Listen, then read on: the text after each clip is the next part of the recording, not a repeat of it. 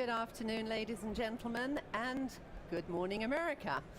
I'm Janet West, and on behalf of Broadcast Beat, I'd like to welcome you to day 2 of our live streaming show from IBC 2014, brought to you from the Teradek stand. Now, this show is happening daily. We've got it tomorrow and on Monday. And during the show, you can also tune in to tunein.com and hear the radio show.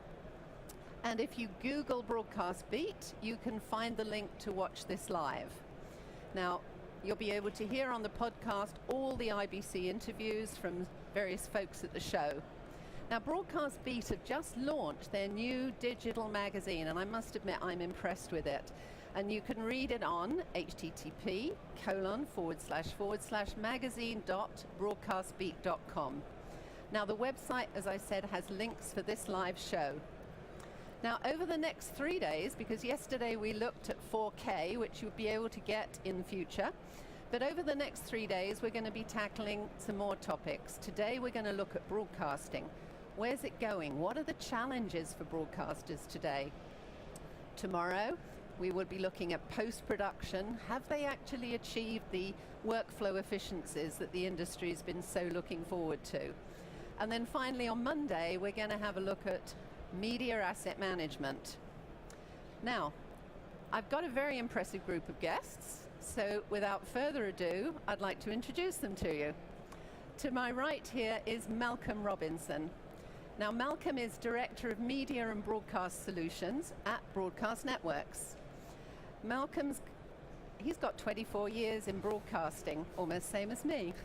And this has been in a variety of business segments, ranging from war zones, premier international sporting events, and the commercial demanding world of corporate life. Malcolm's energetic, dynamic, he relishes challenges, and obviously being in a new business, I'm sure it is a challenge. Certainly is. He's a passionate and proactive leader, and a proven track record in building a business. So, sitting next to Malcolm, and I'm delighted to have female on the panel here, is Gledina Konen-Lostele, who is the Director of Product Marketing at Imagine Communications. Now, Dr. Gledina Konen-Lostele is charge of positioning, go-to-market planning, solutions marketing for the whole media software and video infrastructure. She's a business development manager for IPTV and mobile TV in the EMEA region, and a key account executive in charge of selling broadcast equipment. Now, in December 1999, Gledina obtained a European PhD in electronics from Rennes University in France, having spent the first year of a PhD in the radar and antennas group.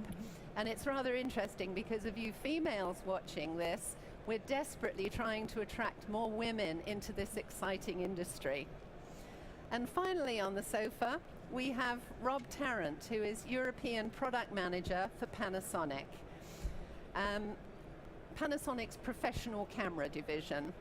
And again, nearly 25 years experience, and Rob has helped launch hundreds of different products, professional camera recorders, including the iconic VariCam. Now, Rob is central to Panasonic's product development and design, and he's been part of the team that helped develop the P2 format, and at the forefront of HD, supporting numerous productions. Now, at IBC 2014, Rob is hoping to launch the 3rd generation of VariCam, and he's based in the UK. So, let's get on to the topic of broadcasting. It's an incredibly large topic and a very challenging point in the industry with everything that's happening with the internet, etc. What do you say are the biggest challenges that the industry is facing? Broadcast industry at the moment, broadcasters. Who starts? Go ahead, Malcolm.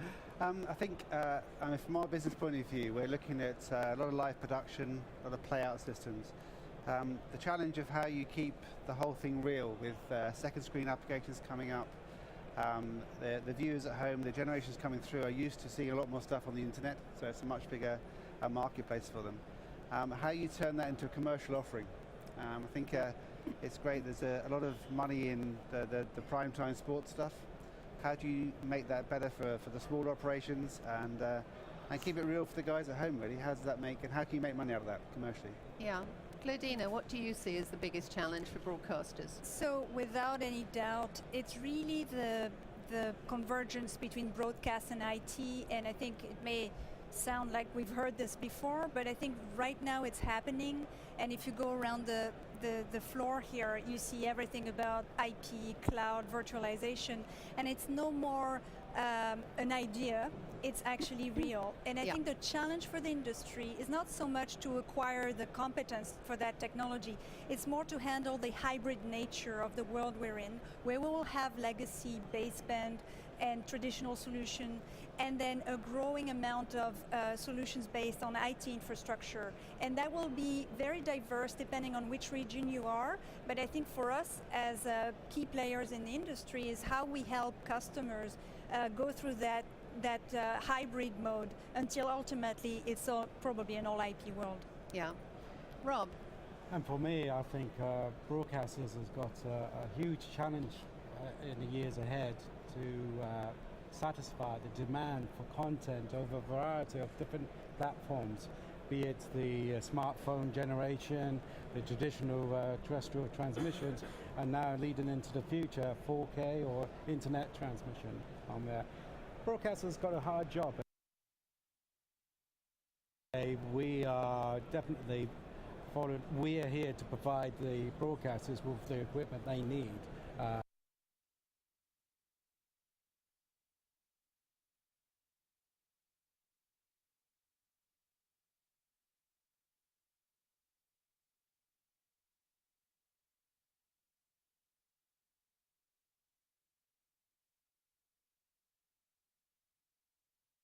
Anytime on whatever you want. Okay.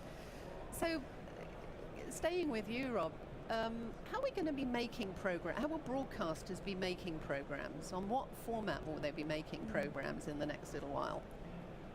But hopefully they'll be choosing one of Panasonic's formats, but that's a different question. That's an interesting one. Well, I think there's going to be, as I said, there's a big demand for content, documentary type content, film content, real life content on there. The world is a 24/7 world on there, and people are demanding to see that sort of content, what they want. Good question. That's an interesting one. Well, I think there's going to be, as I said, there's a big demand for content, documentary type content, film content, real life content on there. The world is a 24/7 world on there, and people are demanding to see that sort of content, what they want. There's a huge variety, and as I said, it's a challenge for broadcasters to be able to meet that. There's a lot more channels, a lot more people wanting to view those channels, and I don't know, it's a question for the broadcasters. Well, we're happy, we produce whatever the broadcasters want and whatever the viewers want. Now on Broadcast Beat in the magazine, you can actually read about a lot of different products for broadcasting. And we've got a lot of new products here at the show. So how does a broadcaster make a decision, particularly in the camera department? I think nowadays the cameras are very similar. You know, the days of comparing the camera heads with each other, sensitivities and specifications are very similar nowadays. It's the kind of the back end and how you can work with them, how quickly you can get the content back to base and move it to the customer is the challenges, and it's what's going to develop over the next couple of years. I think it's going to be an exciting time. We're just in that start of a move. 10 years ago, file-based workflow. We went through a revolution of moving from tape-based to a file-based workflow. That's 10 years ago. That's a long time. Now I think we're just going to start to see the next move, the move to medialess. Who needs to physically move a content from one place to another?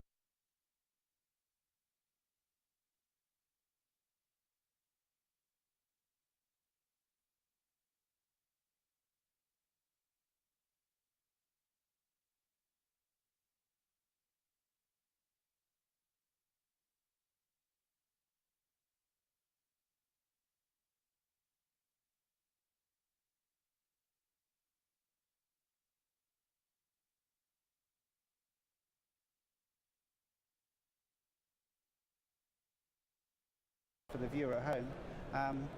I know I've got children and they're watching the game on one thing and they're on their iPads and their phones on the other, looking at other stats and things. And I think that's a real challenge for us as part of the industry to make sure that we're not just going to fall into stuff that's good enough. We've always excelled in our business. We've always driven the business to be high definition or 4K, whatever it might be. Excelled in our business. We've always driven the business to be high definition or 4K, whatever it might be.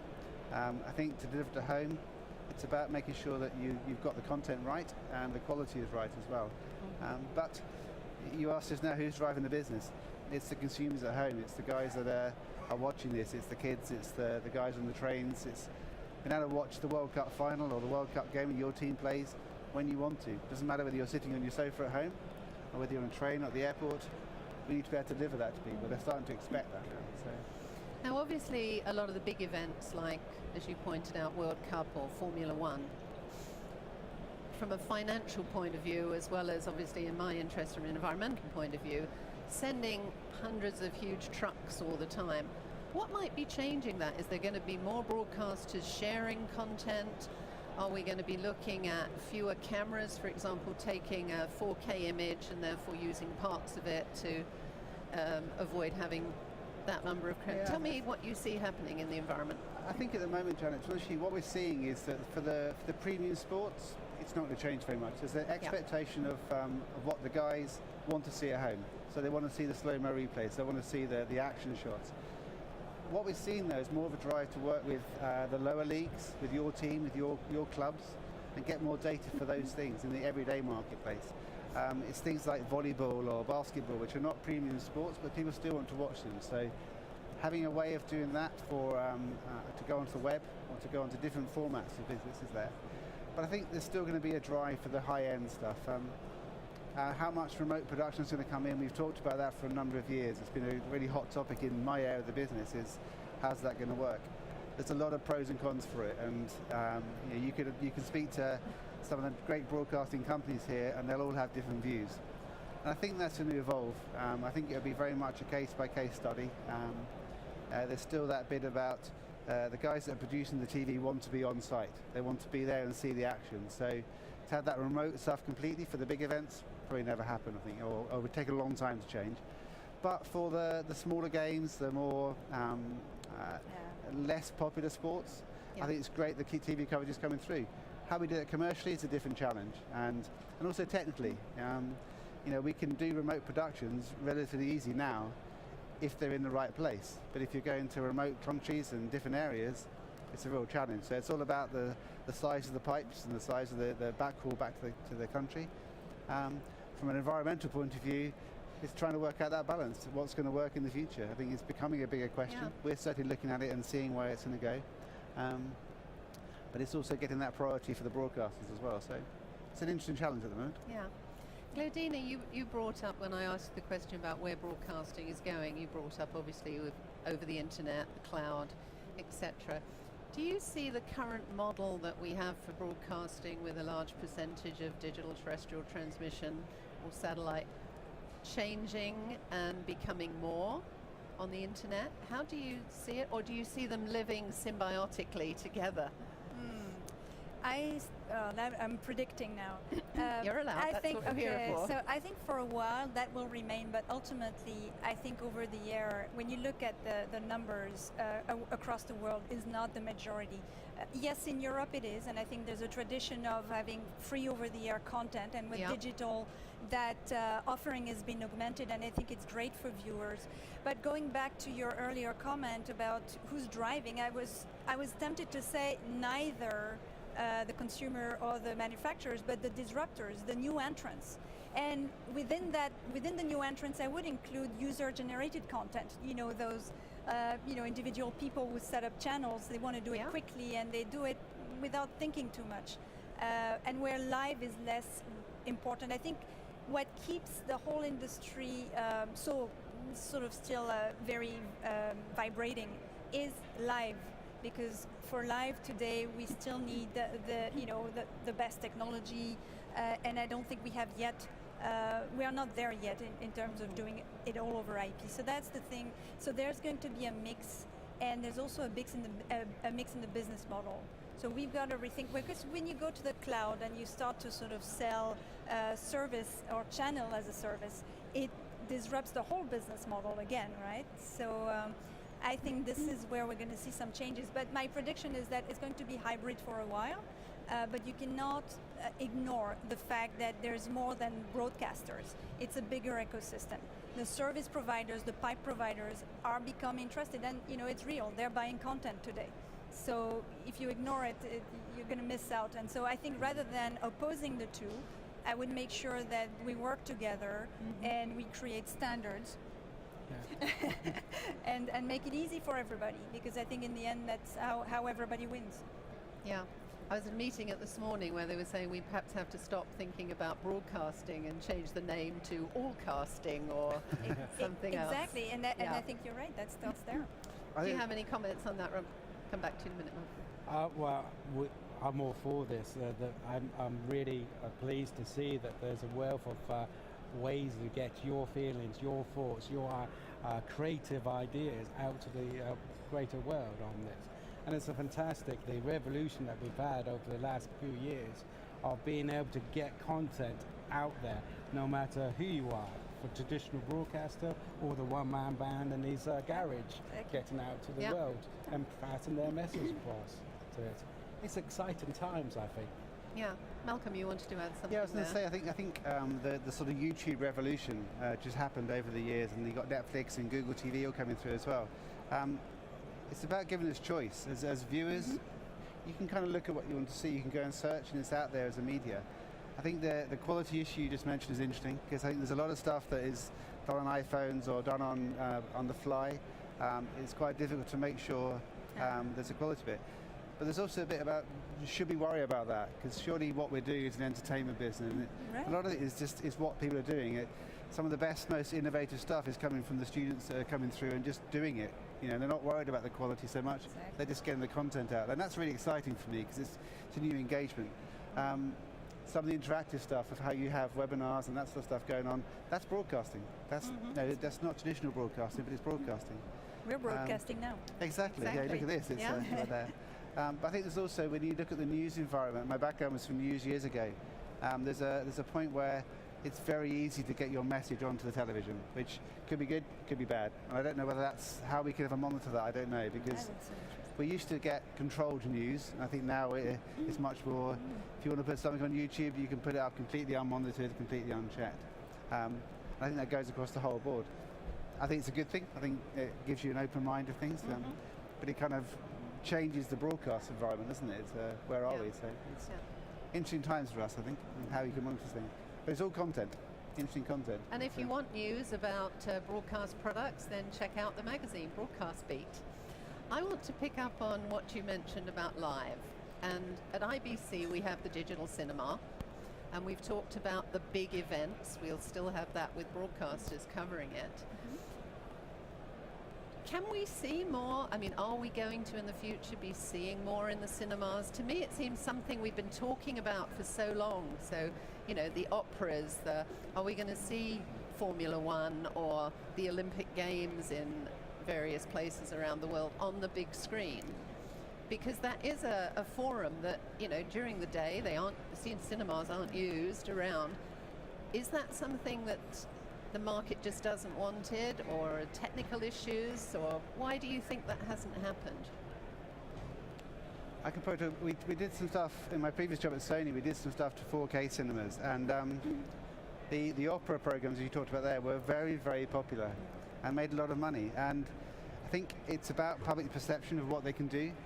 People aren't used to going to the cinema to watch live events yet, but they're starting to get the idea it could happen. And if you can go along, have a glass of wine, watch the opera in an interesting environment, fantastic. It opens that up to other people, doesn't it? Technically, not a problem really. I think depending again where the locations are, but I think it's an interesting area. And for big sporting events, why not change that? So. I do think it has a play. The technology is there, so it's not the issue. It's more creating the experience and redefining what a cinema is. And I think that's a challenge for those who have those locations, that it's a great opportunity. The technology is not the issue. Okay, there may be some investment at the beginning, but if they can deliver that experience to more people, I think that'll work. Let's just touch on at the moment environmental issues with broadcasting. When I was working at the BBC, and my colleague Jigna Chandaria has done work on the energy difference of looking at programs over DTT versus over IP. And it is more energy over IP. So should we have some sort of responsibility to the broadcast industry to ensure we retain the current method of delivery, such as when we get flooding and this sort of thing? That may be the only way sometimes we can get messages out, because having been in France when they had the flooding, nothing was working, and all of a sudden you have no method, not through your phone, not through television, to get it. But perhaps some of the old broadcasting things like AM transmitters for radio, perhaps we have to start looking at that. Can you see any thought in the industry that people are trying to consider that? Because certainly in the UK we've seen a lot of flooding and in the States as well. Well, we all have a responsibility to be environmentally friendly and to strive to find ways to deliver our product, and that product being news or video content in a most environmentally friendly way. And that's a challenge for everyone. Yeah. If I knew the answer to that, I'd be a millionaire. No, and I think you're right in terms of over-the-air transmission and radio AM. You mentioned that there's still a lot of innovation going on the AM front, and I think there's definitely a play for exactly what you just described. There's no other way. And again, I would like to say globally in other parts of the world, those issues are even stronger, and that's why, in fact, the transmission market in those regions is still very active. Yeah. And should be. Okay. Let's talk about workflow in broadcasters. I mean, we've talked about having about 25 years experience, a lot of us. We've seen format after format, and I think going to the P2 was actually quite good for the environment because it meant no tapes as such. But broadcasters have got a whole load of files to try and deal with and exchange, etc. Have we got the right solutions for them dealing with file exchange in broadcast operations?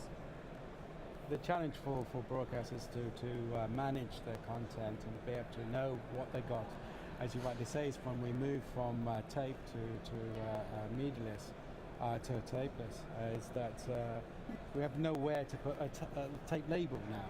It used to be nice and convenient. There's a tape, there's a label on it, that's what's on this tape, pass it down the line. Now we're creating so much content and pushing it back to base. How do you track that? How do you know where it is, what it is? So the metadata that goes along with the content is becoming more and more important.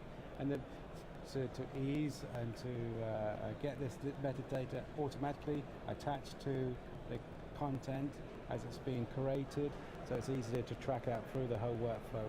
And to repurpose it as well, because a lot of content is being generated for one purpose, particularly in some areas like news. It's like the midday news, and then it may be repurposed for the evening news. Mm-hmm. But you want to be able to use that content in the multiple different platforms as well, so on your web, push it down to other areas. But you've got to know what you got, and you've got to be able to get that to that content. So that's going to be an interesting over the next couple of years as well, being able to know what you got and repurpose what you got for other areas. And obviously reversioning for different markets where you know, one thing may not be acceptable in one country compared to the other. Exactly. Okay. Let's think about Rio coming up in a couple of years. What might we expect to change as far as broadcasting for the Rio Games? We've talked about big events, but let's go forward a little bit. I think you're going to see Ultra HD, as they call it, whether it's 8K, 4K, 8K goes up there. It's really important. I think we saw some of that at the World Cup, where there's been a lot of 8K trials. I'm interested to see whether the consumer is going to drive this business for that side of things or not, why they're going to. I think what we talked about there, content. How do you get as much of the different sports on air in some way that the guys at home can get it? How's that going to happen? How do you commercialize that? How do you ensure that the quality is there as well? I think be interested to see where that comes from. Back to your workflow question. the workflows are there. There's a lot of companies now that are doing every day in, day out of getting this stuff to people. It's the big question now is storage. Where are you going to put it all? How are you going to make sure you can find it quickly? Where are you going to get it from? And I think that's one of the biggest drivers is how do you give the ability for the guy at home, girl at home, to actually get this when they want to, and how do you make that work, and the availability of it all is. So I think for Rio, you're probably going to see more high frame rate cameras, so much more slow motion stuff is coming through. There's a big push from the customers there, and just more data. You can watch what sport you want to watch, whatever you want to watch. But I think we kind of had that in the UK when in the last Olympics. There was a massive change there about getting the content to the viewer at home. So I think there'll be more of that, enhanced stuff of that, enhancing your experience with data, with analytics and that sort of thing coming through. So it'll be interesting to see where it goes. I think that we're going to see maybe the first instance of an all IP world when the technology has overcome latency for real live. I think we're going to see some first iterations of that. Probably not for everyone, but I can think of a few who could try. Okay. And I also think that technology would help with that as well. There's a load of more different ways of getting video content. There's the Google Glasses that's been talked about many times with its ability for wearable cameras. Can you imagine the ability for people to capture their own images and transmit that and get their own perspective for a major event? So there's huge possibilities with that, I think, as well. Yes. Okay. In the old days, we used to have multi-format rooms for tapes. We got multi-format rooms for digital now, and how are we going to cope with them? They're virtual. That's the good news. Yeah, it's all virtual. Yeah. Big data centers. Big data centers. And as much as the file format was not really an issue, I'm with you. I think it's a metadata issue. When you look at it from an environmental standpoint, it's not because we can do it that is the right thing to do. And in other words, what I mean by that is we need more unified standard formats in general at all across the chain, in my opinion, because then we don't have to save all these versions of the same content in different formats. And we're going to think about it, because as you put more in the cloud and as you virtualize more, the data centers are going to become huge. And I think we have to be conscious of that and make it a bit more efficient. So the technology, when it's virtualized, everything is easy, but that's not a reason to keep complexity where it doesn't have to be. Yeah. Okay. Advertising, because broadcasters have relied on this, particularly the commercial broadcasters. But we're talking about providing perhaps channels for the local football team, channels for the local basketball team, and we're spreading our niche markets, so there's going to be an enormous number. The fact that advertising dollars got to get spread right across that, is that going to affect broadcasters negatively, or are they going to have to come up with some exciting solutions to attract the advertisers? Well, I think it's a great opportunity, and it's actually our role to show them how they're going to monetize that differently. Obviously, it's going to be different, and it's not only the number of programs, but it's the number of platforms that also creates complexity in terms of the advertising model. But if you think about what targeted advertising can do to you, if you know what that person is looking, and it's a niche channel, you can have a much higher value advertising being sent to that person. So if we do it right, I think we can find a way to make it an opportunity. Again, I don't think the technology is not too far. It's the business model conversation that needs to happen. But I see this as an opportunity. Okay. I think focused advertising, and you're seeing now, even if on the internet when you're searching, the cookies and things are just driving stuff to you. If that turns into the broadcasting world, where you start to have focused video advertising, which is starting to come online from there. I mean, personally speaking, I kind of love it and hate it, because you think they know what I'm doing, know what I'm doing, and that sort of stuff. But I think it's very focused. You know, if you're into woodworking or something, they showing adverts and that sort of stuff. Why not? Why not make it individual? I think And things like for billboard advertising at football matches and things, where you can actually have target advertising into countries or into different regions by clever graphics and things. Why not? I think personally from my generation, you've seen a broadcasting business that was driven through advertising to now an area where people are, I think, struggling to make things money to a commercial point of view because of the change. How we can bring some of that money back, for me personally, it would enhance my business. And I think it's where that money comes from. How can you drive the business? And that in turn will bring better quality as well. I think that's important as well. So. Any comments on that, Ron? I agree with that.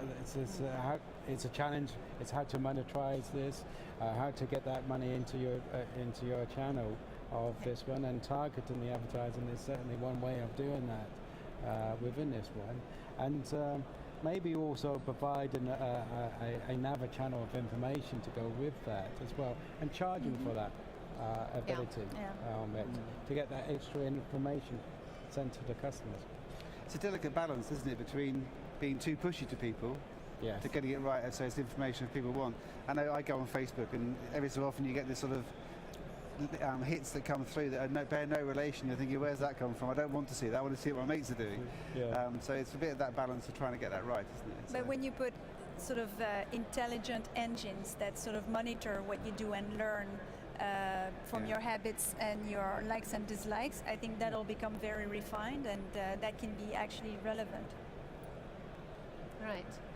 Well, as I mentioned before, if you want to read about a lot of the products, you can read about them on Broadcast Beat. And in fact, this year, Broadcast Beat have announced awards for IBC 2014. And you can see which of the companies, if you check out the magazine, which of the companies have won these awards.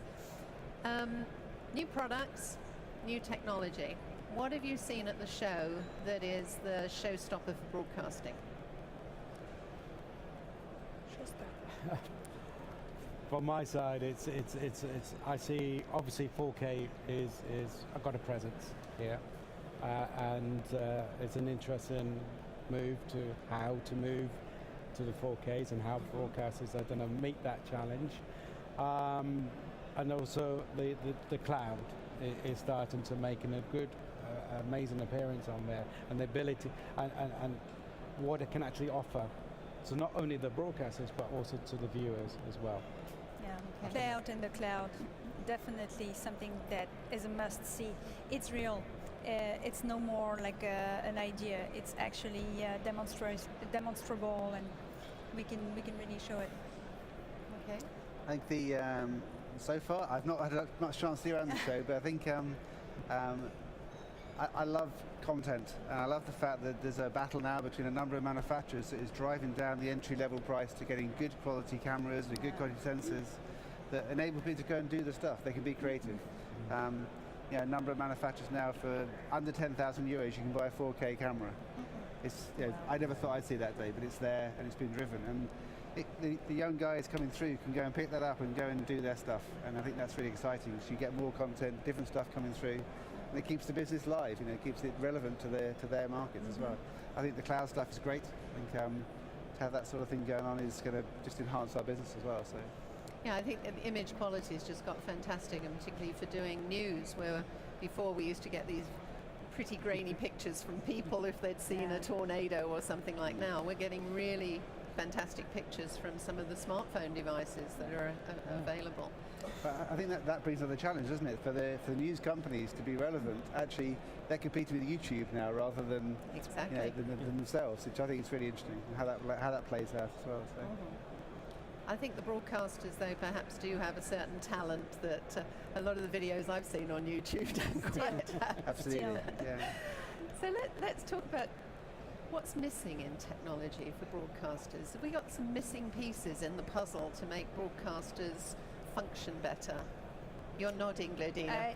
To me, it's clear that the capability to analyze data is going to become very important, and not only from an advertising standpoint, but also from what content is relevant. A lot of content, a lot of platform what are the viewing habits? I think the capability to analyze that data is going to be critical, and there aren't that many in this industry. I don't think there's any focus or any competencies that have been developed to deal with that much amount of data. Okay. I think from my point of view, it's the delivery of the really high-level broadcast quality stuff. There's a lot of talk about 4K and 8K. There's great cameras being made and things. How do you get that to your home? How do you keep that relevant in the home? So it's almost like we've made a jump and everyone can buy a 4K projector and everything, but how do you see it? So I think there's a link there about getting data around. You mentioned about the connectivity of internet and things. Kids are used to their phones working and be able to get stuff. It doesn't happen everywhere. It doesn't happen regularly everywhere. So I think the delivery platforms and the systems outside of our business here, when they can really get the big pipes into your home and you can start watching 4K at home, then you'll get a big difference. I just hope that, I don't think there's a missing link. I just hope that we don't forget the core of what we're here for, is to tell stories in a beautiful, with beautiful pictures. No matter how we get that to the end users, no matter how they view it and when they view it, I think that's core to our industry, is to tell the story and make that beautiful on this. And that's all our jobs, is to get that to the end user, be it from manufacturing or broadcasting or creation companies. That's the end game. And I mean, I think apart from a few technophiles, the average consumer, they're not particularly worried what the technology is behind the box. They're much more interested in content. And how they get it. And how they get it. And how they get it, and when they can see it, and that fits in with their schedule. Yes, exactly. So what can we expect, Adina, at the show from Imagine? Oh, a lot of exciting things, obviously, ranging from the play out in the cloud, really an end-to-end delivery happening and being demonstrated. We're also showing how to handle the hybrid world of baseband and IP with some software-defined orchestration tools, and also on the multi-platform delivery side, how you organize the workflows, how you manage the workflows to make it easy. And we announced a great partnership with Microsoft Azure to sort of see how we can help them deliver media in the cloud. So these are the key things that you can see at Imagine at the show. Okay. And you don't have a product, but you have a service. Exactly. I think from a system integration point of view, we're just trying to keep it real, I'd say. Is looking at what our customers want from content providers to IB companies and broadcasters. Trying to look at what they can do now. In the next couple of years, technology is great. We're trying to be across that and make sure we're understanding 4K and IP. But also it's trying to make sure what the guys need to do now they can do. And a lot of it is, we've got some products here or some solutions here that are showing about production capability rather than just technology. How do you make the production work smoother and more efficiently with less people or less qualified people to get the content out the door? So there's a number of things that they're showing here. So. Do we have the right skill sets available with the up-and-coming generation to support the broadcasting industry? I heard at lunchtime, and also looking at a couple of the forums on LinkedIn, that the industry is actually struggling to attract good engineers, both male and female. What can we do? Because without the talent, we can't keep the industry going. So do you think there's a problem? And if there is, what do you think we could do about it? Education is number one. It's our responsibility to make it available. So I think we should leverage our own tools in the sense, so the tools we deliver to our customers to make it better known what this industry is about and why it's exciting to be in it, and sort of demonstrate what the world is in our industry. It's education and partnership with universities, I think, is fundamental. Indeed, in general, engineers. But I think that may be the reason. If we call this engineers, it's more than engineers. I think you have to be a little bit more business savvy. You've got to understand the viewer, the creativity part. And if we compartmentalize everything, I think that make it not as exciting. But if you put it together, it's very exciting to be in this industry. And it's relevant to anyone. So we've got to find a way to sell it to the new generation. Yeah. I agree with that. We did quite a lot of work previously at Sony, when I was at Sony, of working with universities and students coming in. I would actually probably contradict the fact that we're losing people. I think at the moment I'm seeing more younger people come in the industry than I have done in most of my career. There's a lot of universities and now they're doing media courses, they're doing not just production but from a technology point of view as well. I think we're seeing a new generation of kids coming through. They're not the traditional engineer we used to have, but they're coming from a different background. And I'm really excited. Some of the 18, 19, 22-year-olds coming through into the business, they've got different concepts, different mindsets, and I think you're seeing a lot more younger people in our business. But are they in the production side, Malcolm, or in engineering? Yeah, especially for the live stuff as well. I think there's a bit of resurgence coming through because there's more smaller productions taking place now because there's more content needed. So therefore, there's more people needed. So the companies start to push. I still think we're one of the best kept secrets in the business, in the university side of things. I think that I've had a fantastic career in broadcasting. I think we all have. That's why we're still here after 25 years. But, 25 years ago, I fell into it then. I think people still tend to fall into the business rather than a career path. And I think that's something that's I think you're right about that. The education and advertising it is very important. But I think we are seeing more people coming through. From a manufacturer's point of view, if you find you have the skill set to support ongoing business? I believe so. Yes. I challenge you when, yes, there's a problem with attracting engineers globally with any kind of manufacturing, be it the broadcast or science or any. We have a challenge to bring people, good qualified people into engineering. So there always is, but I think with broadcast we've got that ability because it is a nice industry to come into. So we've got that attraction to get the right people in, I think. Okay. And one last point on the environment. Broadcasting has an amazing talent. Broadcasters with their content around the world can teach people to dance. They can teach people to cook, bake cakes, even fix cars and houses.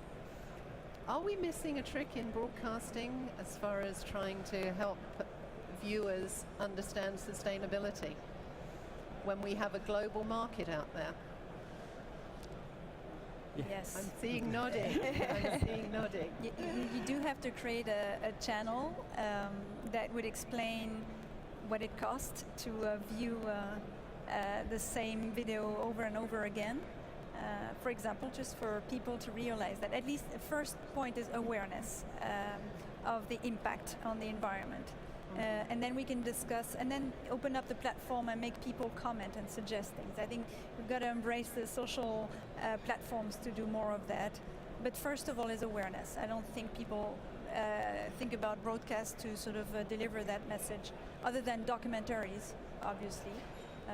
But I think again, it goes back to education, in my opinion. Yeah. Okay.